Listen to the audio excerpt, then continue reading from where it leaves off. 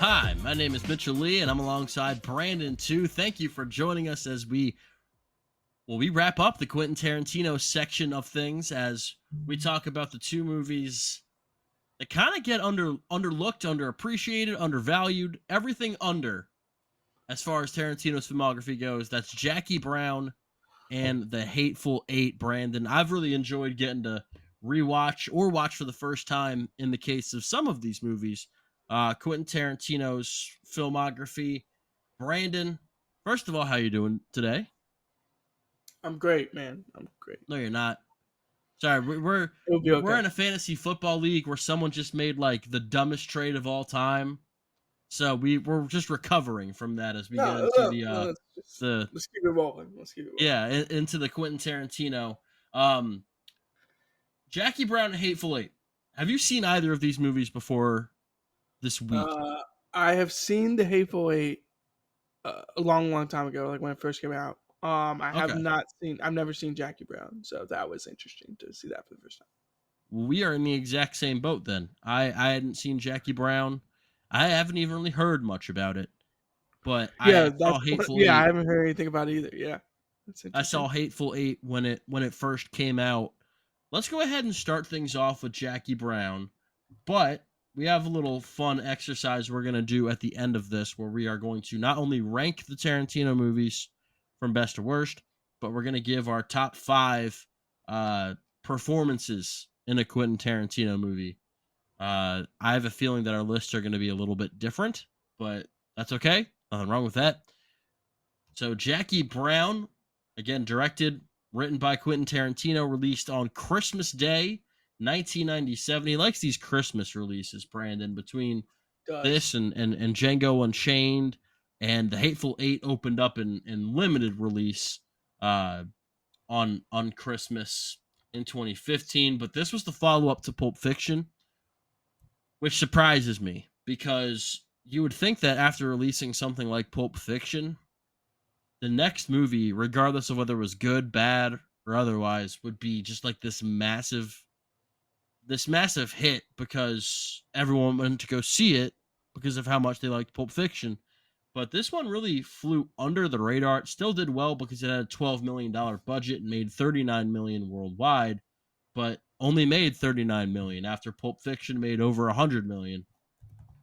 And it debuted at number 5 at the box office. Now, Brandon, I will give you $150 million if you can, without cheating, tell me the 4 movies that finished above Jackie Brown at the box office that week. in 1997. December 1997. Keep in mind, I That's don't gonna actually have $150 million, but yeah. theoretically speaking. That's gonna be tough. Oh, jeez. Is one of them the Matrix? No, Brandon, you already failed. That's done. Okay, go The ahead. Nope, that came I out have in no idea. 1999. I Yeah, thought that's one of why them. I was trying to like bleed 99 and 97 together, and yeah, you're good. Nope, nope. One of them you'll feel stupid because Titanic kind of feels like a gimme. Oh, was that 97? Yeah, that Yeah, was a good. the second That's weekend good. of Titanic, the second weekend of Tomorrow Never Dies, which was the Okay, second Pierce Brosnan James Bond, As Good as It Gets, and Mouse Hunt. Mouse So, Hunt. so Mouse Hunt made more money than Jackie Brown. it did, indeed, it did. So, this one really gets lost in the shuffle of talking about Tarantino movies. It stars Pam Grier, Samuel L. Jackson, Robert Forster, Bridget Fonda, Michael Keaton, and Robert De Niro. And this is a movie that I'll say it's very different from the rest of Tarantino's filmography in that there's not really a whole lot of violence in this. Um, it's more of like a straightforward story than a lot of Tarantino's other movies are, and it's just about this flight attendant played by Pam Grier. Uh, Her name's Jackie Brown, obviously, and she has a lot of these like overseas flights, and she smuggles money for Samuel L. Jackson's character, Ordell Roby, I think was his name. Yes, yes. Yeah, I'm just trying to remember. I look at it and I immediately want to say Robbie because of Margot Robbie, but I think it was pronounced Roby if I'm not mistaken.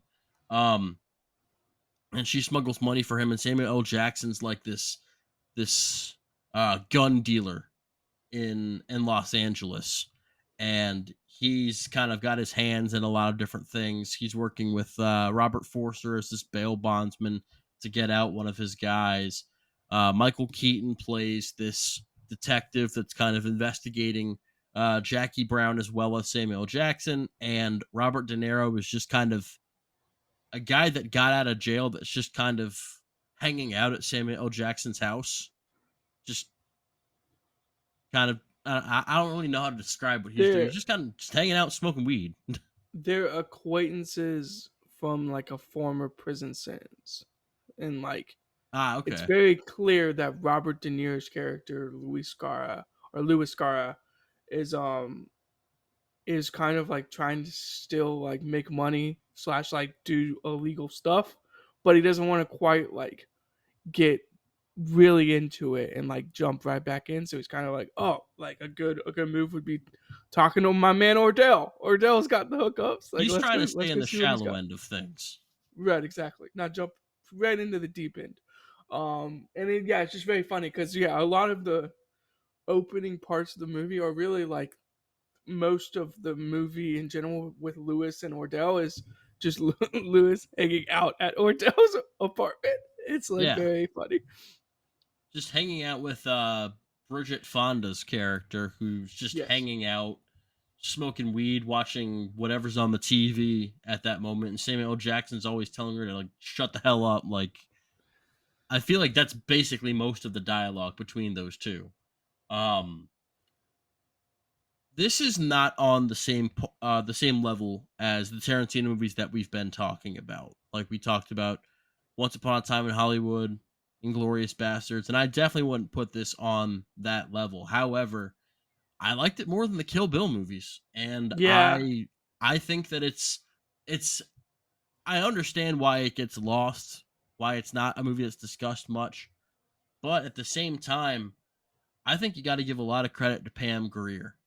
She's really good in this movie. I rooted for her. I could always tell that she was a complex character and that she wanted to do what was best for her, but also at the same time she kind of knew that she needed to involve other people and kind of give a little to get a little.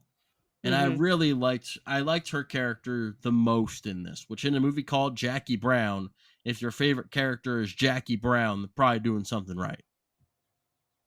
Yeah, fair point. I think it's kind of one of those situations where if her character doesn't work, like obviously, like you said, if it's the movie's Jackie Brown, if her character doesn't work, then the movie doesn't work. And yeah, I think she does a really good job of like intertwining. Obviously, she's doing illegal stuff, and like you're like, oh, she's a criminal, but you're kind of rooting for her because you're not really concerned about like the illegal activities or the fact that she is a criminal. You're more interested in okay, like now the FBI is onto her. Now, like law enforcement agencies are trying to get her to basically rat on Ordell, and how is she going to get her way out of this? And that side of the story is very intriguing because it, it's a very straightforward story, but there's a lot of nuances and little things here and there that you kind of pick up on in terms of when she goes to Ordell and she says, look, the just gonna be honest with you, the FBI came to me and they picked me up and they're like, we want you to rat on Ordell, but only give them like certain bits and pieces. I'm Yeah. not gonna give them everything. And Ordell's like, I don't know, I don't like this. Like, I don't like people being in my business. And she's like, well, it's either this or I go to prison. So we're gonna have to figure this out. And yeah, I just think it's a very interesting thing. Also, the amount of like, I guess I'm not gonna say like cameos and stuff, but the amount of characters that show up or the amount of actors and actress that kind of like pop into this film, and you're like, oh, like that person, like Chris Tucker is a person who I was thinking of. It's like, oh, Chris Tucker just like pops up in this movie as someone you're like, oh, okay, like there's a character. or like Hattie Winston or Amy Graham. Like there's just like countless like actors and actresses where you're like, oh okay, like they're in a Tarantino movie now. Yeah, so I don't know. I could see why it gets lost in the filmography, but I definitely liked the movie, and I think I liked it a little bit more than I thought I would, which is saying something because I really like Tarantino.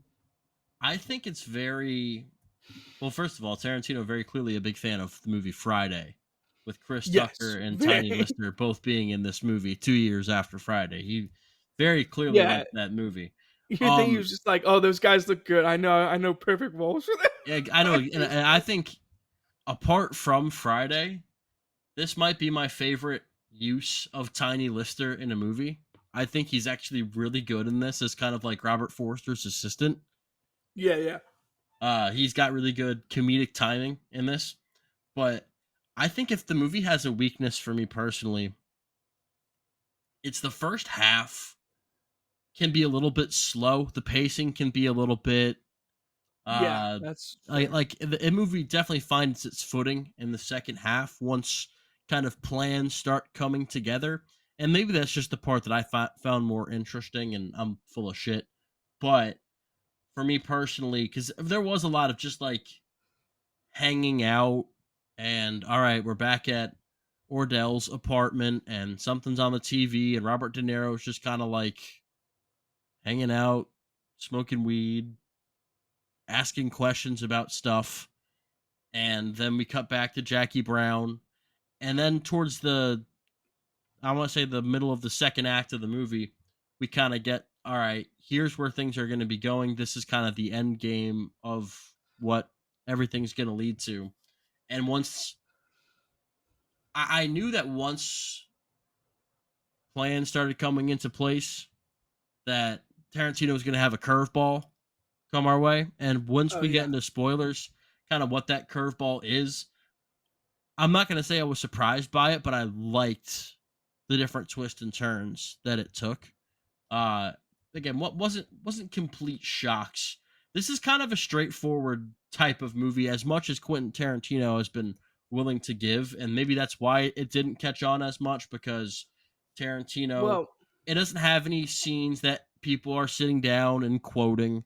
It doesn't right. have any, there were no Oscar nominations for this, which is a bit of a surprise for the movie that follows up Pulp Fiction.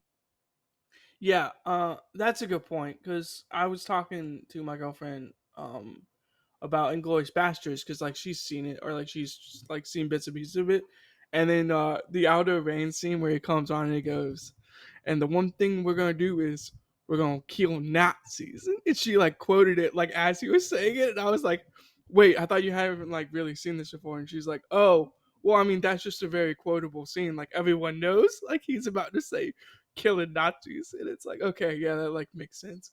So yeah, I just don't think there's a lot of those moments in this movie, like you said. But um, I think there's a quick like if this movie was a highway, you're going down the highway at a very like steady pace for most of the first half. Like there's really no like changing lanes, moving over, It's a speeding great up, anything analogy. like that.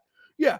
And then quickly you get to the exit ramp like very quick in the second half and it's like okay, like this is where like the movie picks up. Like the off ramp is like right there, and you have to like go across 3 or 4 lanes. Like that's what it kind of feels like. It kind of feels like oh, we were about to miss the exit. Let's hop off really quick, and then stuff picks up in the last like 25 minutes, and you're like okay, like this is where the movie's going. And so that's where I think Tarantino, like, he definitely was trying to make a movie where he wasn't trying to like overcomplicate it, and he just wanted to like make a movie about whatever the story was, and he wanted to keep it very straightforward, and I kind of appreciate that part of it. But like you said, there's always got to be a twist, and I like the twist.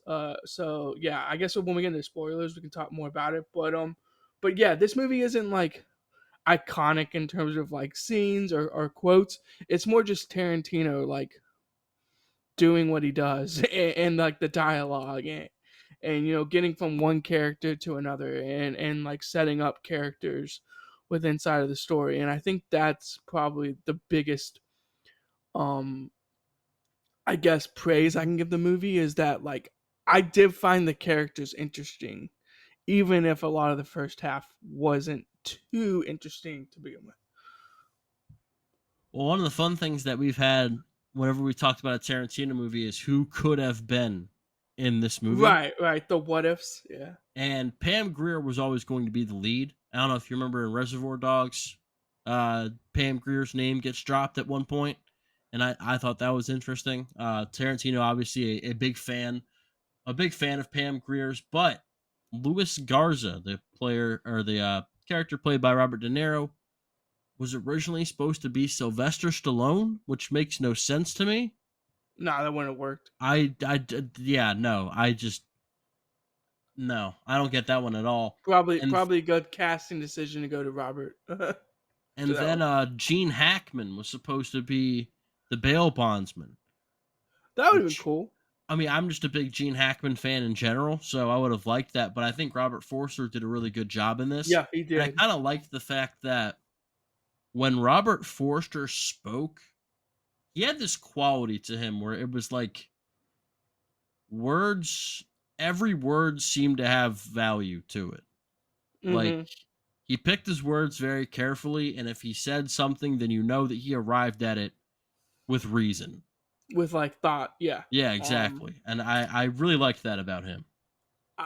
yeah. I mean, if we're throwing out like our favorite characters, Max Cherry, the Bell Bondsman, is probably the second best character in this movie. And I know it's kind of set up that way because it's like him and Jackie Brown like working together at one point. But I think he clearly is the second best character outside of Ordell, I guess, if you wanted to consider Samuel L. Jackson's character so good. But Samuel L. Jackson's really good in like what most movies he's in, but in every Tarantino Yeah. movie, he kind of kills a role. So if you had to have a wild card outside of that, I would say Max Cherry, the Bell Bondsman, is probably the second best character in the movie, and I think that's what made him so interesting. Was he was very rational, he's very thoughtful, but he also realized, wow, I'm kind of doing something that I shouldn't be doing, and like I deal with this on a daily basis because I'm a bail bondsman, but like, this is kind of outside of my realm of expertise in some of these instances, and we'll get that with spoilers. But yeah, I just thought a lot of this movie had like very good dialogue in terms of characters interacting with each other, but nothing like memorable. Like I can't even like really remember quotes per se. To given to other people, Yeah. which is kind of weird. Like, but I still like the dialogue, Like I'm not like, oh, the dialogue was bad because it was No, no, no, very no, good. no. But it's just like nothing is like super memorable, and maybe that's the point. Maybe the point is like it's supposed to be mundane and it's supposed to like not really be memorable in the grand scheme of things. I feel like if this had been directed by Bob, like Bob, I was gonna say Bob Evans, the breakfast guy, but Mm, just someone whose name wasn't Quentin Tarantino, maybe it would have a higher grade. Maybe behold it anything with the name Tarantino to a really high standard. And that's so fair. when it's not, That's especially given the stuff that we've been watching like Tarantino's best. So it's very easy to just kind of dismiss this and give it a lower grade because, well, it's not as impressive as some of the other stuff. But I kind of had to keep that in mind when I gave my grade. But I'll let you go ahead and start off with the grading part of things. Yeah, I actually think this is like I was saying. I think it's higher than I thought it was gonna be. I actually like saved like my grade for a little bit. I just entered it just now, like before we started the podcast. Um, uh, I do like this better than Kill Bill Volume One, but not by a whole lot. And I think that's the real like key.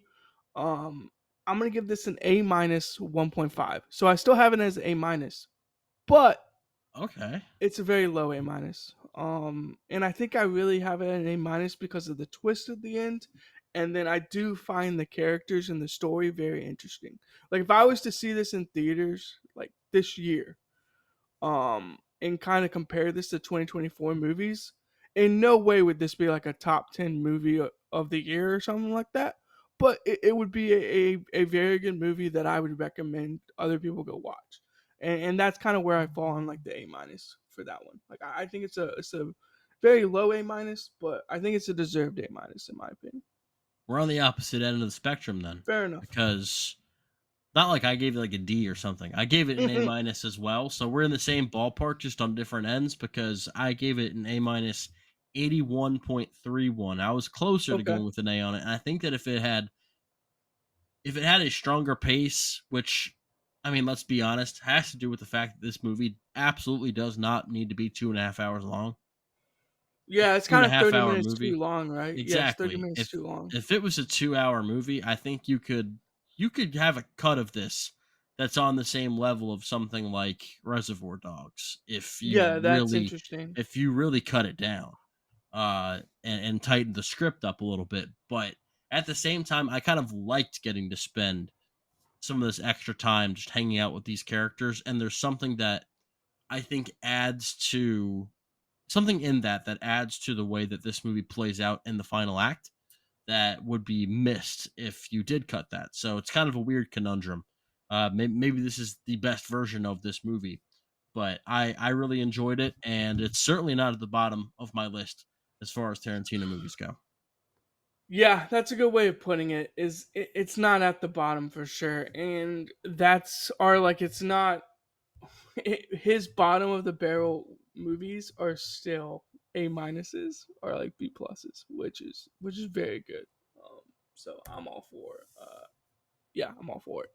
That's All right, interesting that you had it like as an 80 or 81. So yeah, very let's interesting. talk about the Hateful Eight now. This is once again written and directed by Quentin Tarantino, the final Tarantino movie that we will be talking about, released December 25th. Again, that Christmas release date, 2015. Although it did not go wide until New Year's Day. I think it was New Year's Day. Let me make sure, because I know that it had like a weird release. Let's see. December 30th was the day that it went wide So in they still 2015. wanted it as part of the upcoming Oscars, but it Yeah, the was like one of those like 2015 late awards release. year. Yeah. Um, and this movie, again, this was coming off of Django. So both of these movies were coming off of like Tarantino big box office successes, critically beloved, audience beloved, and yet the audience didn't really like. It was a $44 million budget. It made 156 million, so it was successful. But a lot of that was international, which was a bit strange because Tarantino movies tend to do really well domestically, but it only made $54 million domestically after Django made triple what that did. Now, Brandon, it opened in third place. Can you tell me the two movies that were above it? What year is this? Sorry, 2015, December 2015. 2015, the weekend of January 1st, 2016, now. Hmm, above it. I'm terrible with movies like before 2017. Um, you gotta just give me. This is not good content, and I apologize. But yeah, I'm Star terrible Wars with The Force movies. Awakens, Brandon. Some of these are Oh, easy. Yeah. that's so dumb. I forgot Yeah. that was 2016. That makes sense. This was when people were hyped Yeah, because it was about coming back. yeah. And also people were hyped about Daddy's Home, Brandon. No, true. Daddy's Everyone was home. so hyped for that Will Ferrell, Mark Wahlberg team up, that who needs Quentin Tarantino? We've got Daddy's Home. And this movie, for whatever reason, just kind of slipped people's minds. Side note: Will Ferrell and I mean he should team up with Wahlberg more often. Not But just for not in Daddy's Daddy's Home, but Home, just in because general. those movies are not good. The other guys, Fair enough. that's fantastic. But this Yes, movie, yes. The Hateful Eight, not Daddy's Home. I'm not reviewing that right now. Um, this movie, and it's Tarantino's eighth movie. So Hateful Eight, also reference to the eighth movie. Eight strangers trying to get out of just awful weather in, I want to say it was Wyoming. Uh right after the Civil War, and they're all looking for a place to stay, and they all end up at Minnie's Haberdashery, which I just like saying that word, haberdashery. We need more of that these days. The hotel doesn't really hit the same, and Kurt Russell's character is a well, actually, Kurt Russell and Samuel L. Jackson's character are both bounty hunters, but Kurt Russell is known as the Hangman Mhm. because he does not take his prisoners in dead. He takes them. He wants to see them hang, and he's got Jennifer Jason Lee, Daisy Domergue. She's the member of this gang, and she is going to hang. But the weather's so bad they need a place to stay while the snow is going all crazy and it's freezing and They're they getting they, they chased by a blizzard. exactly. So they need to get out of the weather for a little bit. They stay at Minnie's haberdashery, and there's people there, and there's just kind of this unsettling vibe that someone is in cahoots with Daisy Domergue, and things go wrong. And Brandon, I have seen this on several of the Tarantino lists as the lowest rated movie, and That's, I would I just mean, like to say that I don't horseshit. understand that at all. I'll keep the language somewhat PG, but that is horseshit. If That's someone not believes it, PG, Brandon. well, I think I shit went gets you above. PG-13. Maybe you Well, get I one went shit in a above. PG movie. Yeah, well, Like, there how you many go. I times do went they get above. to say shit on Paw Patrol? Like, I think that's G, so they don't No, get to. yeah, I don't think they can do If it they ever all. want to make a PG Um, Paw Patrol movie, there's just, what the shit is this? what the Kids will lose their what minds. the heck? What the Yeah. heck? Parasite. If Puss But in no, Boots can say what the hell, then I think Patrol can too. no, fair. But yeah, I don't buy it. The story's too good. The story's too good. The characters are too good. I do not buy anyone who believes that these movies are worse than at least one of the Kill Bill movies. Don't buy it. This to me is, and I'm a big fan of the movie Clue as well as the board game. I think they're both great. This is Quentin Tarantino's Clue, and I love that. Yeah. Quentin Tarantino doing a who done it. Everybody just in one location. They can't leave, and hey, we've got to find out what's going on. Well, there's different scenarios that come up, and everyone I feel like that goes to see this movie is going to have their favorites, going to have their people that they're more suspicious of.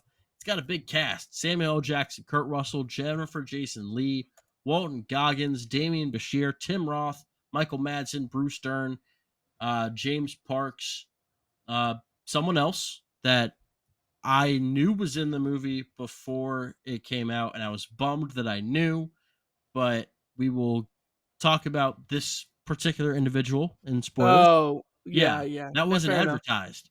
But I had heard that he was going to be in it, and kind of bummed because he was really good in it.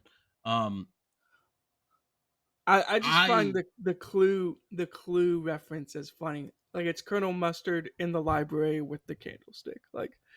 I mean, yeah, that's what he's doing with this movie, and I think it's great. Sorry, go ahead. I just thought that's a very good reference. Like that's basically what think he's doing. It's like he's making a clue, and man, but the twist at the end. Oh god, we have to press the brake on talking about the twist, but there is like one or two twists where you're like, oh, like that's what happened, and you're like, oh, that's kind of interesting. this movie But did get a yeah, few Oscar nominations. Cinematography, it lost to The Revenant, which I yeah, completely understand. yeah, completely get that. I mean, should that have been Leo's first Oscar? No, but completely understand why. It won Best Original Score, which I like the score, and I I like the don't. score in Jackie Brown like more. I mean, it's not original. The score in Jackie Brown is not original, but you know what I Yeah, mean. no, Like I I like like the like music in the Jackie needle Brown. drops in Jackie Brown. Yeah, so that's interesting. Is this like a lot of these aren't like needle drops either, like right? Like they're actual like original. Like he got Yeah, someone to write the score. yeah. Interesting. And the Isn't other this his first movie nomination, he ever did that? That's his first time he ever did that, right? I think it's the first time he's won score. Yeah, Yeah. I think it's the only time he's won score. Yeah, And I then don't think he uses a score like he uses needle drops in like he songs uses it instead of like sparingly, but it's scores. not a big Yeah. part of his movies. Right. Um, and then Jennifer Jason Lee was nominated for Best Supporting Actress, but she lost to Makes Alicia sense. Vikander for The Danish Girl. and I just like to pretend that that win was for Ex Machina instead, and then I'm happy. But it Fair was enough. not nominated for Best Picture, was not nominated for Best Director. Samuel L. Jackson wasn't nominated. I think it could have it wasn't nominated for screenplay, which I think is ridiculous. Uh, I mean, I really like Bridge of Spies, but I think this is a better screenplay than Bridge of Spies. Hmm. I mean, the other ones are solid. Ex Machina, Inside Out, Straight Outta Compton, and then Spotlight won. But I really liked what they did here, and I like the fact that you come in and you start out in the snow with with Major Warren, played by Samuel L. Jackson, and he's just trying to convince Kurt Russell that, hey, you know who I am. We met once before. Let me onto your stagecoach, or I'm going to freeze out in the snow. I'm not trying to come after your bounty. I know we're competitors. I've got my own dead people over here. If I could just hang them on top of your stagecoach, I'll take my money. You take your money, and we're good. We're not competing. Uh, Right. and then Jennifer Jason Lee will just come out and say the most vile things that anyone's ever heard. You can say she's racist, as can be. Yeah. Well, yeah. And then Kurt Russell will like come out of nowhere like the Kool-Aid man to punch her in the face every single time she says basically anything to Samuel L. Jackson. Uh that was something that I think they overdid a little bit, but at the same time, like, Nah, he didn't give. I mean, it kind of I makes mean, sense yeah, I in mean, in she some she was aspects. just an awful person. Oh well, Um, I mean, yes, that's very clear. I what I found funny was just this man has gotten a letter from Lincoln. Respect him, and it's yeah, like, yeah, that it's was just the like one ridiculous. thing that like kind of drew him in. It's like, oh, I remember that you were the guy that had a correspondence with Abraham Lincoln, and Right, so right. he just takes out his letter, and then Kurt Russell's suddenly really accommodating to anything that Samuel L. Jackson needs. But let's get to it because I got to. Let's talk about my favorite character in this movie by far. That's Walton Goggins as the new sheriff of Round Rock. He's about to get his star. He's on his way. Chris Mannix, and I think that this is his movie 100%. The fact that he didn't get an Oscar nomination is criminal. And I'll Well, be honest with you, Brandon. I know that everyone loves Sylvester Stallone and Creed. I love Sylvester Stallone and Creed. I would have voted for him to win the Oscar over Sylvester Stallone fair. because I think he's that good in this. I I guess mean, people I I know in everyone's giving him a lot of praise for Fallout right now, and I'm a yeah, few yeah. episodes into that, and he is very good. And like, let's give Walton Goggins his flowers. He's a fantastic actor, but this is his best performance. I I really have no explanation for why he didn't get nominated. I guess people just didn't want to nominate someone playing a Confederate. Like I have no idea. Like I really really lost for words in terms of why he wasn't nominated. Um, I mean his performance is awesome. It really makes the movie if we're like it. That's at certain points, like you said. And quite frankly, I mean I just don't think the movie's the same if like that character doesn't work. And I know I've been saying that a lot about Tarantino films, but it's kind of weird that Tarantino, in some aspects, will like lay an entire movie on like someone's shoulders and be like, all right, it's this is like your movie to carry, basically. Like I'm gonna write this character as like you need to carry this movie, and people step up to the plate and do it. And yeah, I just think it's an awesome performance. And yeah, we can get in more into the nuances with his character and like the dialogue between him and Major Marquis Warren. But no, I just think it's an awesome portrayal of really a vile human being, but he also kind of understands like order and he's not totally an asshole. Like he definitely is one. He's a racist POS, but only in the sense of like he still believes in like giving things a fair chance and not like doing like scummy stuff and you can't really say that about maybe like the 5 or 6 other characters in the movie, which I find fascinating that like the POS that everyone thinks is like a POS because of who he technically is not really the POS you think he is. He's also the character that kind of finds himself in the most middle ground of Yes, everyone else. that's a There's the good point. people that are already there, and then there's Samuel L. Jackson, Kurt Russell, and Daisy Domergue, and he kind of finds himself just like, well, Well, I'm not part of either one of these you need to groups. take Yeah. my word that I am indeed the sheriff, because if not, I'm going to die out here, and you're going to be held responsible for not helping me out. But he has no proof of that because he's on his way to get, sworn in and everything. Right, right. So I found that angle with him really interesting. But if you It's watch like, the no, movie, it's the ultimate like, nah, you just gotta trust me. yeah, It's like seriously. the ult. This is a 2 hour 47-minute movie. It's a long one. And there I were think it's fine. rumors that, and I expected this. I'd never seen a movie like this before, and I heard that they did this with like the critic screenings, and so I thought that there would be that at mine, and there wasn't. There was no intermission. I thought there was going to be an intermission, but I'm glad there wasn't because I don't really like intermissions in movies. If we're being honest, I would much rather just sit there and watch the whole thing, and not really be taken Would out have of. been interesting to have an intermission though, Yeah, because there would have and if been the anyone perfect would do it, spot I think to like Tarantino do would it. be the one that would be the one to be like, you know what, let's put this in the movie. I'm all for Martin Scorsese like throwing in an intermission every once in a while. Scorsese was pissed because there were some theaters that put one in Killers of the Flower Moon, and he was like, I didn't do that. No, don't do that. I didn't put a damn intermission Right, in he there. didn't want to do it, yeah, Yeah. but I think with his films you definitely could. Um, I kind of want. This is just a side note about Tarantino's last film. I kind of want him to make like a 4 hour movie and then have an intermission. Well, yeah, no, I that's want something him that's to do back on it. the table. What is Tarantino's last film gonna be? Right. Because I it was want him supposed to to kind of be do that. supposed So to I be want the as much film critic, and Tarantino as I can get. Yeah, I yeah. want as much.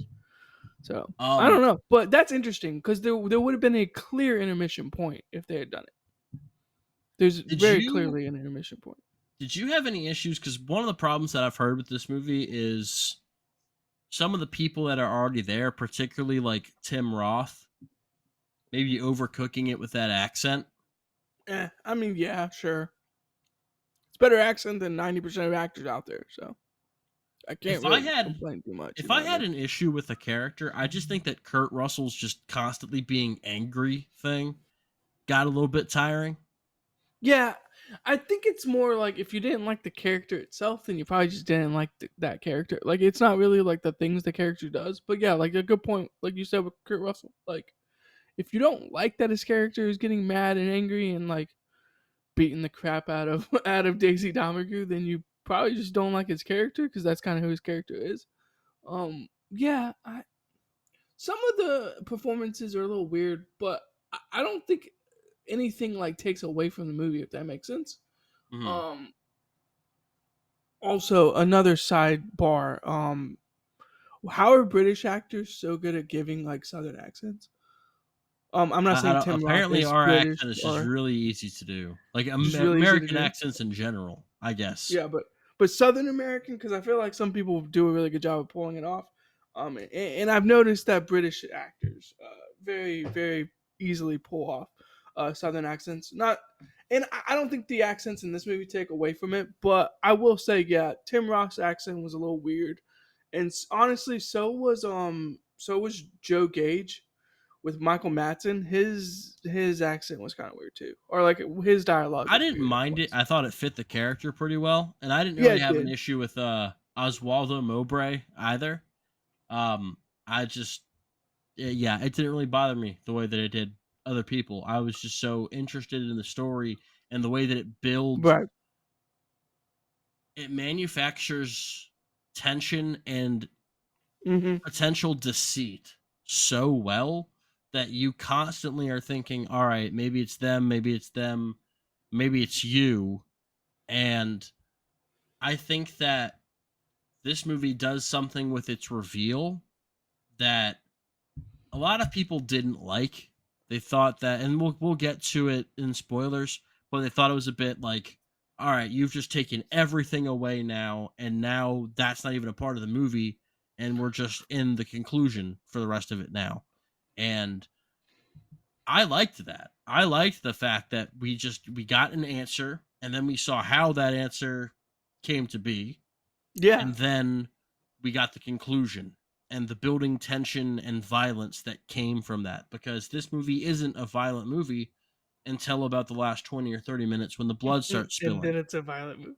And kind of like Once Upon a Time in Hollywood in a lot of ways, Yeah. where He once, does a really good job of doing stuff like that. Does he not? I mean, that's yeah, Tarantino. Yeah. I'm So with you. What did you think about Samuel L. Jackson in the lead here? Because this kind of reminded me of Cillian Murphy finally getting the lead in Oppenheimer after being a supporting character in Christopher Nolan's movies for years. Tarantino so finally giving him the lead role, and I thought he was really good. yeah, I don't want to give away my top 5, but Oh, maybe I'm about to. I think it's one of the better Tarantino performances. I think he's phenomenal. I was Um, surprised he yeah, didn't get an Oscar nomination for this. yeah, kind of shocked. I mean, I really I liked mean, if there was one that I would take maybe out. critics just didn't like the movie, which is fine, but it's just like, yeah, I don't know. Maybe. I mean, Bryan Cranston was good as Dalton Trumbo, but I think Samuel L. Jackson was better in this movie personally. You know, Yeah, if I had the I'm with Eddie you. Redmayne and the Danish Girl, I'd prefer Samuel L. Jackson in this. It sounds like you didn't like the Danish Girl, which is fine, but It's I wasn't the biggest fan of it. I mean, it's certainly fair. better than Tom Hopper's next movie, Cats, but well, I'm not sure Oh what's man. worse. Well, yeah, fair. Yeah, I mean, it's very much a who done it, and then you kind of get the answer, and then yeah, the last 10 minutes is like, oh, like, and then like the last 5 minutes, it's like, okay, now I'm gonna show you like how we got to that point, and it's like, okay, like I actually kind of appreciated that because sometimes with who done it's like you don't have to know who did it or like entirely answer every single part of it, but I kind of like that Tarantino like gives you the answers to the test like after you have been sitting there going like, all right, this seems a little fishy, like why is this group of people here? And then it's like, oh, and then it's like, oh, that's why they're here, and yeah, and so forth and whatnot. And yeah, we'll get into it spoilers, but yeah, overall, I just think the way the movie wraps up is awesome. And I think that has to do with Samuel L. Jackson's performance to tie it all back together. So yeah, I think Samuel L. Jackson's phenomenal. Grade me, Brandon. Oh yeah, Well, don't okay. grade me. Grade the Hateful Eight. Yeah. Here, let me pull up my list. Shoot. Letterbox is kind of hard to navigate on a desktop if we're being I've real. never done it on a desktop, so Very, very weird to navigate on a desktop. But yeah, I like the Hateful Eight a lot. More on the higher end than Jackie Brown. Um, Creeping to the A territory. I'm gonna give this an A minus 90.3. I okay. really like this movie. All right. Well, I am higher than you. That's for sure. Yeah, I think you're higher on both of these. Yeah, than I am. Go I ahead. gave it an A 68.97. I was Fair. very, very happy with this. It wasn't quite as good as I remembered it being. Like I remembered it being maybe somewhere in like the low 90s on the A scale, like really close to an A plus. So I'm not quite there, but I'm still a lot higher than most people tend to be with these movies. Um, and we probably won't have as detailed of a spoiler discussion with these two as the previous ones because I think before there's we really like only one thing from each movie exactly, that yeah. we need. So But before we get into spoilers, let's just go ahead and do our full Tarantino rankings. well, no, let's spoil and Okay. then Okay. yeah, it's gonna take like what 5 minutes to Let's do spoil it. the Hateful yeah. Eight. You find out Well, first of all, you get this terrifying story of the guy, depending on whose angle, the Samuel L. Jackson telling that old man that he raped and murdered his son was just like Yeah. Well, he that. was definitely trying to get him to shoot his gun Yeah, first. exactly. Yeah, he wanted any excuse to shoot him that he could possibly get, and well, Well, he because got what he again, he's wanted. a racist POS. So Yeah, no, he was like a Confederate general. Uh, yeah, he so even looked him straight in the eyes and said, "Yeah, you can sit down, but still don't respect you." exactly. You and I'm like, Yeah, dang, that's a little disgusting, but okay. but Um, slowly the the this is why I don't lie about things. And I'm not trying to be all high and mighty, but when you lie about things, it's hard to keep track of what you said and what's that's what, fair. and things get twisted, and so The it's moral much. ground. Yeah, exactly. So when you tell the truth, you don't have to worry about that. But when you're in a gang and you're trying to kill people, you probably would lie about some stuff. So they get they're like, hey, Minnie's haberdashery, Minnie, she's gone to see her parents, and they left me in charge, me, Senor Bob. And Samuel L. Jackson's like, now I know for a damn fact that's not true because Minnie hated Mexicans. So uh Yeah, she had a I, sign on the she had a door. No sign that said Mexicans allowed. no, it was no dogs or Mexicans, and she had that replaced because she started allowing dogs.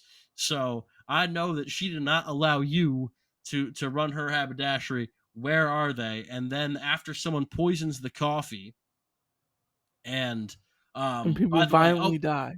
by the way, just there's a scene, two things. There's a scene involving a guitar where Kurt Russell breaks a guitar, and they actually uh rented out an antique 1870s guitar, and Kurt Russell didn't know that it was like an actual antique guitar when he destroyed it.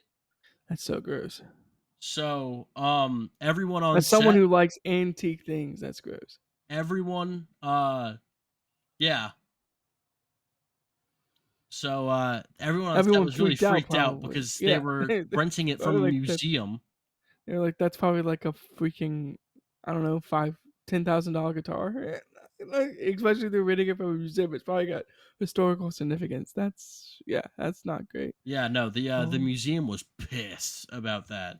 how They much do you were. think they had to like cover for that? I don't Definitely. I don't know, but it Because money, well, then again, money can't buy that. You know what I mean? Money can't replace no. whatever historical significance But that there was supposed to be a guitar. copy, and it wasn't. So they smashed the real thing. Not That's amazing. not great. But also, Daisy Domergue was supposed to be played by Jennifer Lawrence, and I just can't But see that at all. not at all. No, I I would have liked love that. Jennifer That'd been Lawrence, cool. and I think this movie would have made a lot more money if she had been in it. But I can't see it. Yeah, but Jennifer Lawrence might surprise you because I think she's one of those actresses where she like surprises people every now and then. I think she could have pulled this off. I did full disclosure. I like Daisy Domergue as a character in this Oh movie yeah, a lot. no, she's the I think it's perfect awesome. like. So I want you dead. I don't care how it I'm not like John Ruth the Hangman. I don't care how it happens. I just want you dead. But someone poisons the coffee. Kurt Russell drops down dead because he's been drinking that coffee, and you find out that everyone that was there before, except for Bruce Dern, who was just staying at the mini haberdashery, was involved with freeing Daisy Domergue, and Channing Tatum is hiding underneath the floorboards, Brandon. And so he shoots Samuel L. Jackson, and it's not a fatal injury. I think he just like clips him in the leg or in the nuts, if I'm being honest. But and then they cut back to how everything came to be, and they took over Minnie's haberdashery, killed the people in charge. They basically just told Bruce Dern, "Hey, we're not here to bother you, but if you say anything, we will kill you. So just don't say anything, and you'll be good." right, So just don't open your mouth, and you'll be exactly, just they like just sit here being an old man, doing old man things. You old man. I'm like, damn, how many times are you gonna call him old? I think he understands. I don't think Yeah, that's new to him. as soon as Channing Tatum's character pops up with Jodie, I was thinking in my head, oh, so people are gonna die here. Like Yes, this is where the violence starts. I was like, yes, of course. And then he's good in it, this. it's probably the like quickest like deaths you could have. Just like bang bang. All right, all three people are dead who needed to be dead. Like now let's take over the haberdashery, and it's like they didn't really plan it out. You know, they did not plan out this in I don't know even know what you say, this plan, this execution of this plan. I just don't think it was well thought out. Which, you know, No, if you're a criminal gang, I feel like you just like, you know, figure it out. But well, I don't think they expected two other people. Samuel L. Jackson and Walton Goggins were definitely not part of this plan. It was just supposed to be John Root the Hangman, and that's right, it. right. So maybe that would have been a lot easier because they did end up killing him. But at the end, yeah, you got Channing Tatum. He's like, "All How right, I surrender," and Samuel L. Jackson's like, "I don't care." Blows off his head. right. They Yeah. get the rest of them. There was a good kind of like back and forth with a gun under the table with Joe Gage, uh, and then it kind of just comes down to everyone else trying to convince Chris Mannix to turn on Samuel L. Jackson. You've done nothing. They keep saying you've done nothing we can't forgive. Just kill him, and we're Everything's good to good. go. Yeah, Yeah. we're solid. And it's about the character growth Um of Walton Goggins, who was a Confederate soldier, being like, "No, I'm gonna do the right thing. I've been elected Stand on my sheriff." morals. Exactly. Yeah. You bushwhackers try to poison the coffee that I almost drank. You know. So he decides that. Which quickly, how do you feel about the Daisy saw the person poison the coffee, and then it's like, oh, so like clearly there's a plot to like kill some people here. How do you feel about that like Yeah, reveal that that they were fit like, for me. I didn't mind that. yeah, no, I Yeah. just thought it was a good moment in the movie. But yeah, it gets very violent towards the last Bloody as hell. Everyone 15 is minutes of losing the lots of blood. Yeah. right. Yeah, You've got very violent. you've got Walton Goggins and Samuel L. Jackson just like bleeding out on this bed together. Um and Yeah. then you get they team up to hang to honor the hangman. They hang Daisy Domergue, and then we find out earlier in the movie that the Abraham Lincoln letter is a fake. That like he Oh just yeah, kind he of wrote totally it lied to him. because Yeah. it's just kind of like to disarm white people, I guess. Um, and at the end, Walton Goggins is reading it and just kind of like complimenting him on like, "Hey man, that's well done." I thought that was a good ending. Well done with the fake Yeah. Abraham Lincoln letter. Which is probably the biggest like twist, but not really. Eh, yeah, I don't know. Yeah, that's a very good ending. Is kind of how I felt about it. I'm like, honestly, this movie, and this isn't a shot at the rest of the movie. It just the opening like 20 minutes and the ending 20 minutes are definitely the best parts of the film. But you're definitely intrigued like throughout. But Yeah. there's definitely a very solid start and a wild end. And you're like, Hmm. okay, like that's what I want to have a Tarantino film. If we oh, this is good. Um Speaking of who done it, Jackie Brown. No, I'm just Yeah. yeah. Well, I'm not gonna. It turns into that for the police in Right, Jackie right. Brown because there are all these different people involved. They're trying to nail Ordell, and at the end, it kind of comes down to like a money swap in the mall, and Jackie Terribly Brown executed money swap, by the way. Terribly terribly. executed. Well, it doesn't help that Robert De Niro and Bridget Fonda as Melanie are late to it because They just freak out Melanie's and Melanie's doing God knows what, and De Niro gets so pissed at her that he shoots her in the parking lot. Which, you can't find your car, huh? You can't find yeah, your car. Lewis. Your yeah, car, Lewis. he was just like, I had enough, and Samuel L. Jackson's pissed. Like, hey, I know That's a Melanie's side piece. I know Melanie's annoying, but like That's my side piece. I can handle Melanie. You know, Right. I'm not worried about Melanie. She might talk a big game, but I know she's not gonna do anything. She's Man, all I right. mean, Why'd you have so to my shoot her? So he shoots Robert De Niro because he's right, like, I can't have you killing my hose.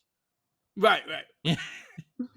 But like okay. So both of these people are like trying to evade the law slash just got out of prison slash have served time. So don't be Like shooting people in parking lots. their first instinct is to just pull out a gun and shoot the other person. I'm just like, what do we do? In a I guess public space. yeah, I guess criminal's gonna criminal, but I mean I wouldn't be shooting people outside of a Macy's, you know what I mean? Yeah, no, exactly. But Yeah. it's just The damn I JC Penney's parking lot. was it a JC Penney's? I feel like if I was a JC Penney's. I don't I'm they might not I have don't given think it a they'd like name. said what it Yeah. was, but it would have been funnier if they had been like, actually, right outside of Belk. They just blew Yeah. it. This was set up. Like yeah, but and then what? Ordell kind of gets set up by Jackie. Yeah. Yeah, which is probably like the biggest twist, but is it really a twist? Not really. I mean, I It's kind of not really felt a it coming. twist because it's alluded to the entire time. It's kind of a Right. will, you know, you have all these Will she different actually do it? Yeah. exactly, yeah. Like cuz she's working with the FBI, she's working with Ordell, she's working with Max Cherry, and it's kind of like, all right, where do her loyalties lie? And the entire time I just kept thinking she's going to do what's best for Jackie Brown. I don't really think she has a loyalty to any particular group, but if she Hmm. does, it sure as hell isn't to Ordell. And so I was not surprised at all when she's just waiting there in the dark and Ordell comes in and is looking for the money and gets gunned down by police. Yeah, Ordell got the raw end of the stick, but I you did know like that's what. that last conversation with again Tiny Lister about like how did you find him? And he's just like, I find people. Oh, that's my favorite part. That actually is. We talked about there not being memorable quotes. Like that actually is a memorable part. Yeah, Where it's I like the it's like Tiny camaraderie. Lister's character. He gets the job done. Yeah, His job exactly. is to Yeah. find people. He finds people. Yeah. Like, it's so fun. So Oh man. Ordell's dead. Uh Yeah, Jackie's gunned good down Jackie's in the good to middle of go. the She's doorway. got some extra money and she goes to Spain. Yeah, good for her. So Get as many tapas and siestas as you can. You know. get those frequent flyer miles. Yeah, exactly. Do you think oh, she was still a Flight attendant, attendant. right? Yeah, so Yeah, maybe she yeah. got She didn't lose discounted her plane job, tickets. probably. Good ending to the movie as well. You can't fault Tarantino for one thing. Tarantino knows how to wrap up a film. That's true. Give him his props for that. So yeah, I really enjoyed both of these movies, and overall enjoyed. I just Tarantino is my second favorite director of all time, which is I hard to think about, but I mean he's my You've been second favorite. saying number one for No, most no, of these. sorry, Nolan's one. Let's not Well, kid ourselves. we're gonna do our Tarantino ranking, but I will kind of tease that Nolan will be in the near future. All right, So well, once we do a full review of Nolan, I'll have my I think you true can better answer. compare. Right, I'll have my true answer, but Nolan's probably one, but man, Tarantino's a beast. All right, rank your Tarantino movies then. Who? Okay, hold on. I didn't put all 10 films in yet. You want me to start? Yeah, go ahead. I'm looking for movies, so go ahead. All right, so 4, 5, 6, 7. Just trying to make sure that I have everything. Number 9, I've got Kill Bill Volume 2.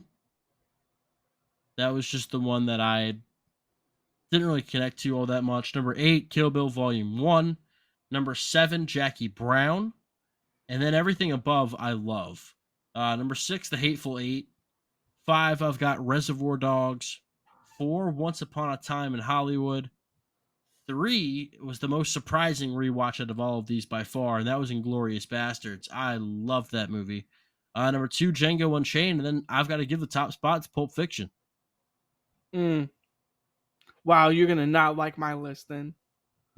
I'm sure I'll Oof. like it. No, no. I mean, I first of all, the top four are like all time favorite, or yeah, the top four are like all time favorite movies for me. Like, I've got so 4 A really, pluses. yeah, so really, you can't go like wrong with the order, in my opinion, of those four. But yeah, I just looked at my list. So Kill Bill Volume 1 is actually bottom for me, number 9. And then we're gonna go up to Jackie Brown, 8. Uh, Kill Bill Volume 2, number 7. And then The Hateful Eight, I believe, is number 6 for me. And then Once Upon a Time in Hollywood, 5. Pulp Fiction, 4. Reservoir Dogs, 3. Django Unchained, 2. And, Outer Rain killing Nazis, You Inglorious think that's his Bastards, masterpiece? 1. Yeah, that is his masterpiece. I I think Tarantino believes it's his masterpiece, and I agree with it. I kind of knew that you were going in that direction for your top pick, and I can't be too mad about that. That's a classic movie.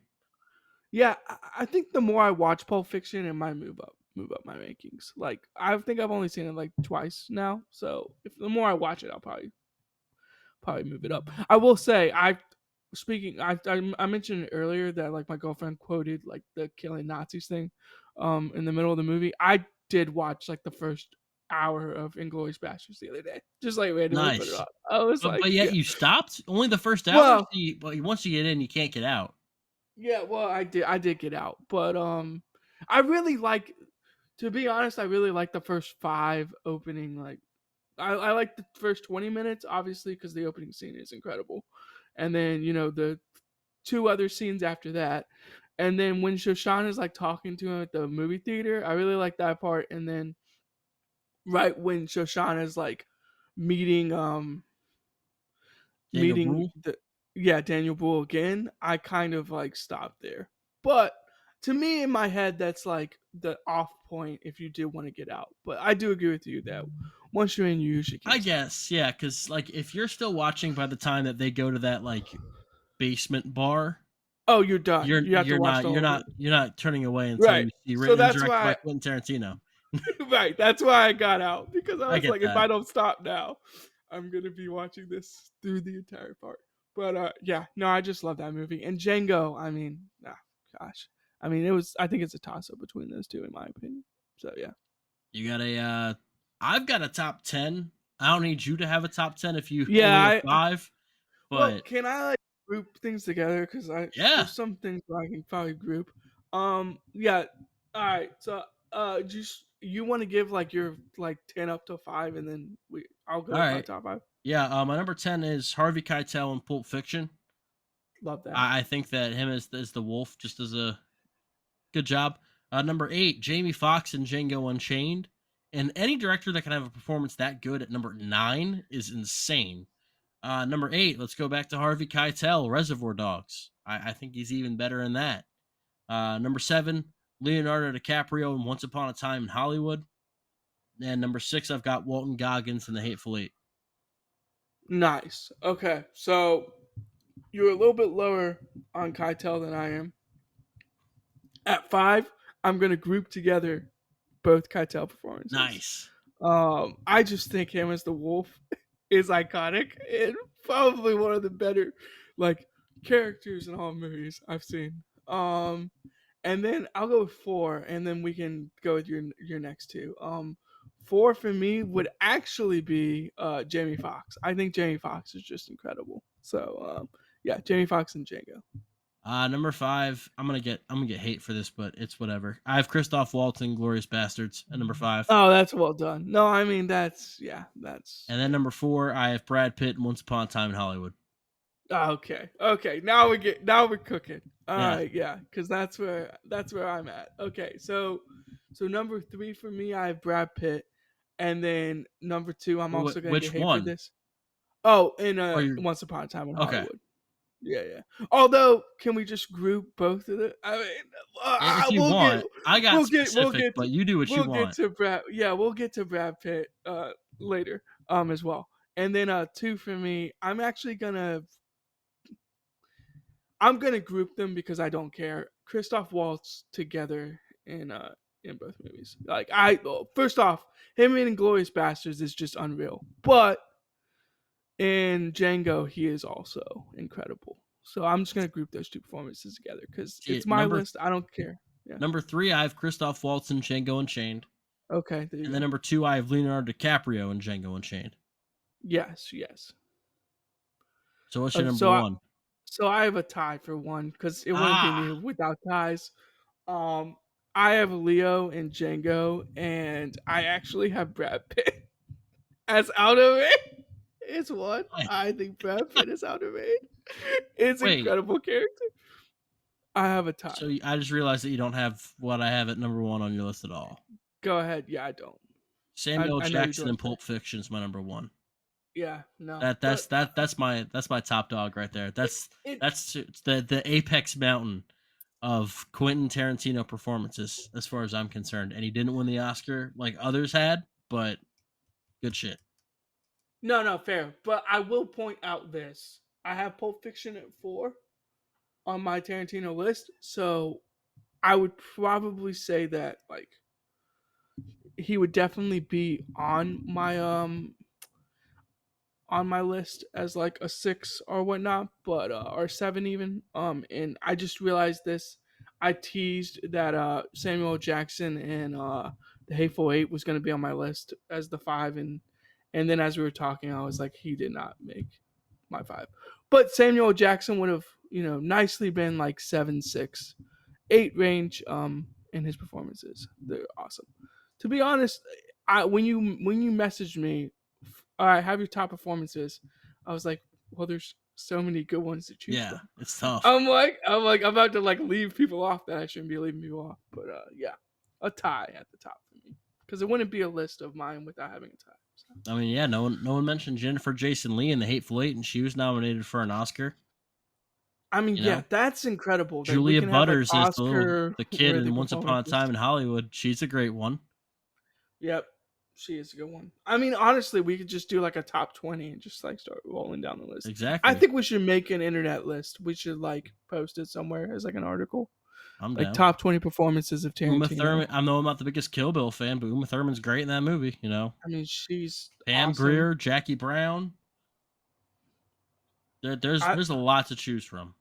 I really think he gives actors and actresses like the ability to take on a role and just like basically take over the movie as that role. I think that's his redeeming quality as a director. Is he's just like, yeah, like do your thing, like take it's your role, like I think take he hold has a of it good and go for it. structure as far as like, all right, this is the character, this is what I'm looking for. But if you operate in this area, you can kind In of do this whatever you space. want in this space. Hmm. I just need you in this space, and I Yeah, think that he's great about that. like And he told Jamie Foxx, Jamie Foxx, yeah, yeah, you got to be in this space. Like, please, man, please. I never get tired of watching that one interview where he's just like, you come here with your fucking Range Rover. He's a slave. But Jamie Foxx also does a really good Quentin Tarantino impression too. Yeah, true. Fair. That's so good. But that wraps things up. Quentin Tarantino, all 9 of his major motion pictures have been reviewed. We've ranked them, and now it's Francis Ford Coppola time. Now he does not have quite as much as Tarantino, but the next 2, The Godfather and The Godfather Part 2, 2 of the most beloved movies of all time, Brandon. The I creme de la creme, some would say. I can't wait. I still think it's incredible that the same character got nominated in different movies, like for different like basically time periods or roles in which the character's being played. In The Godfather and Godfather Part 2, if you know what I'm like Yeah, referring to, basically 2 actors got nominated for the exact same like character, which I think is just shows how awesome those 2 movies are.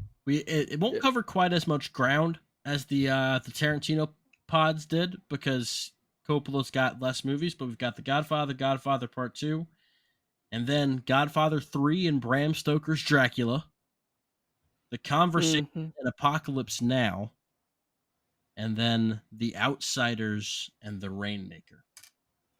So I didn't bring this up to you earlier, but Death Proof, we're just That not is one that thinking of it as like Tarantino because it's not written and directed by him. It's only directed by him. it's a weird space. First of all, that movie's that kind of tough to find.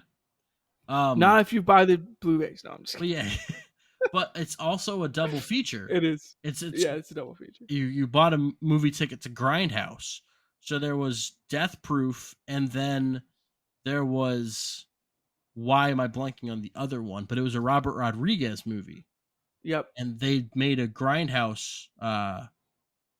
Planet Terror, that's the other one. Planet Yes, Terror Planetary. was Robert Rodriguez, and Death Proof was Quentin Tarantino.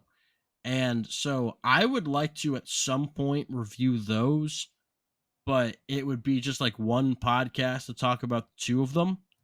Right. Um, but I don't, when I think Tarantino, I don't really think of Death Proof as, No, fair. yeah.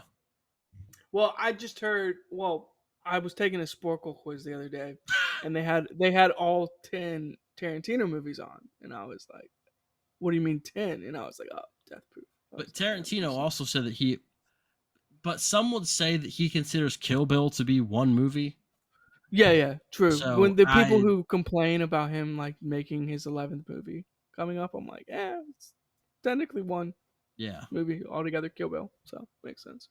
I just wanted to get your opinion on Death Proof because some people might say that this is an incomplete Tarantino review because we don't have Death Proof, but I would tell them, nah, back off.